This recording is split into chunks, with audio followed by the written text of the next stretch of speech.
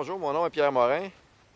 Dans le but de compléter l'article que j'ai fait sur les différentes techniques de chasse aux coyotes, on m'a demandé de faire une petite capsule simplement pour initier les gens qui seraient peut-être intéressés à commencer la pratique de la chasse aux coyotes. Petite capsule principalement sur les appels du coyote, les techniques d'appel. Donc, la capsule ne sera pas très fastidieuse. On va essayer de se limiter à la base, simplement pour initier ceux qui voudraient peut-être à un moment donné faire l'expérience. Pour les appels, principalement, on va les classer en deux grandes catégories. On a une première catégorie qu'on va appeler les appels de détresse. Les appels de détresse, c'est les appels qu'on va entendre le plus souvent, c'est les appels qui font référence le plus à ce type de chasse-là, la chasse aux coyotes à l'appel, parce que, bon, autant dans les documents, télévision et autres, ce sont les types d'appels qu'on entend les plus souvent, qui sont les plus souvent pratiqués.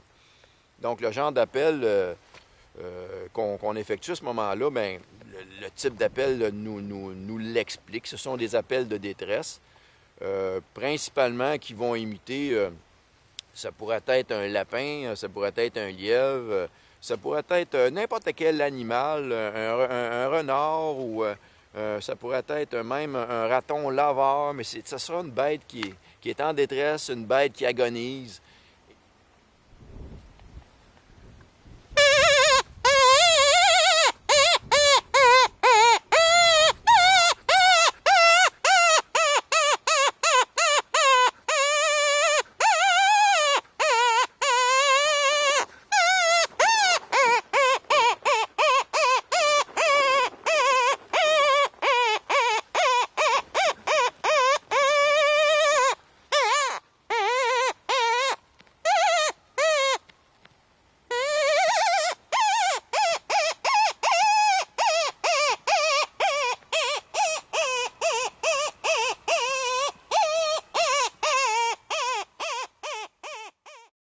Et c'est ce type d'appel-là, comme de raison, va attirer la curiosité du coyote parce que le coyote, comme de raison, surtout en période hivernale, ben, c'est un peu plus difficile pour lui.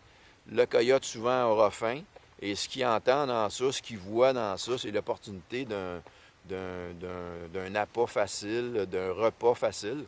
Et ce type d'appel-là, c'est pour ça qu'il est particulièrement efficace. Parce qu'en période hivernale, bien, on a des coyotes qui ont faim.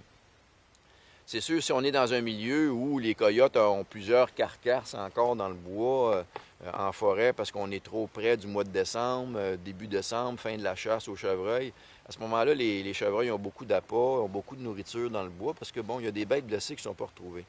Mais quand on est rendu, par exemple, vers début janvier, milieu janvier, à ce moment-là, bien là, on a moins de carcasses en forêt et le coyote commence justement à s'intéresser au gibier plus petit puis à des repas plus faciles.